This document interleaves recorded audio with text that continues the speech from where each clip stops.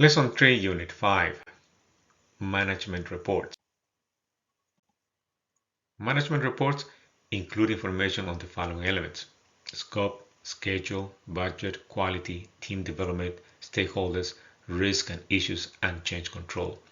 Most of the information is reported by the project to feed central organizations' databases that help monitor the health of the project.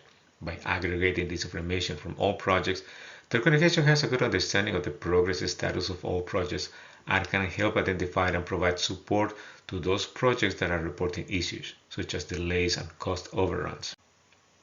Project scope refers to all the work on all project activities identified in the logical framework. These are the activities that will deliver the planned outputs. Scope is reported based on the completion of each activity. For example, the project can report the completion of activities based on a percentage, such as 20%, 50%, 75%, and 100%. This helps understand the overall progress of the project in relationship with the other constraints of schedule and budget. Schedule is the second element of a management report. It deals with the duration to complete the project and the time estimates for each activity in the project scope. The report should inform about the current status of the schedule and how far it is from the plan. By answering these questions: is the project ahead of schedule or is the project behind the schedule? The report should also include the action the project is taking to correct any deviation from the original plan. A simple Gantt chart that shows the progress on each bar is a common method to report the project schedule. It is a visual tool that anybody in the project can understand and helps identify scheduling problems. For example, the chart shows the status at the end of month 3, and one can see the activity 1.21 is behind schedule. Budget is an area that receives the most scrutiny, so it is expected that the project will improve a comprehensive report on the details of all the expenditures executed by the project. The budget management report usually shows the status of the budget in general and its performance to date. A tool used to represent this information is the S-curve that shows the cumulative planned cost of the project compared with the actual cost. From the chart, one can see that the actual costs are a bit higher than the planned cost, and that will demand attention from the project manager to identify the causes for the variances.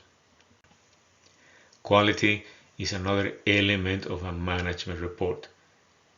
It deals with quality assurance and quality control.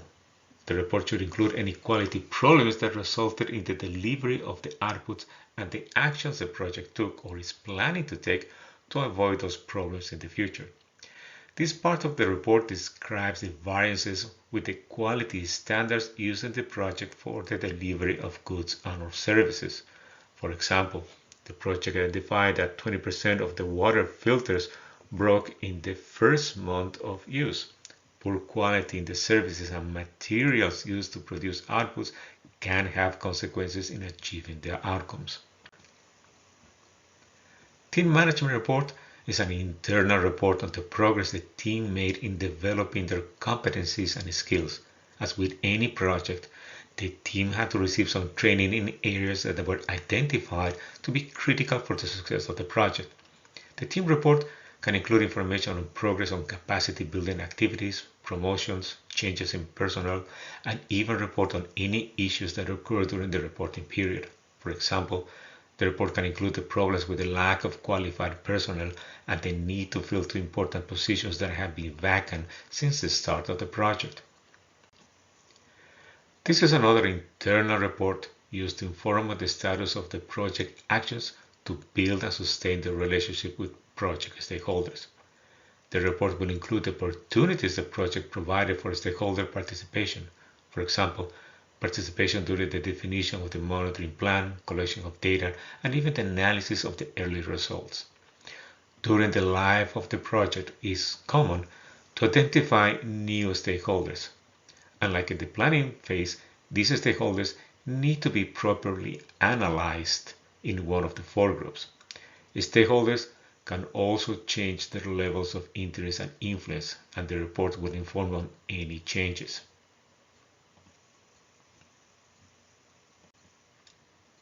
This is a critical element of the report.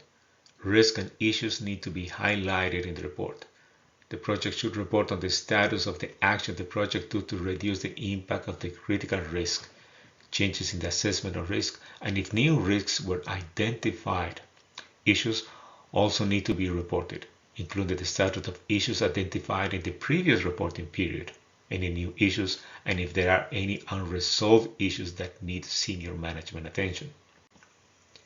Change management is another element of a project management report. Change is the only constant in project management.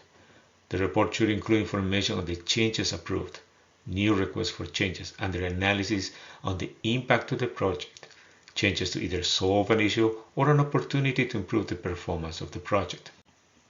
Management reports help monitor the efficiency of the project in delivering the planned results. They include information that is not usually reported on a results-based report, which has a focus on results indicators and the effectiveness of the project in delivering the planned results. Management reports inform senior management and key stakeholders about the processes the project is using in delivering those results. This report helps identify the areas where the project is having problems and areas where the project can improve its performance.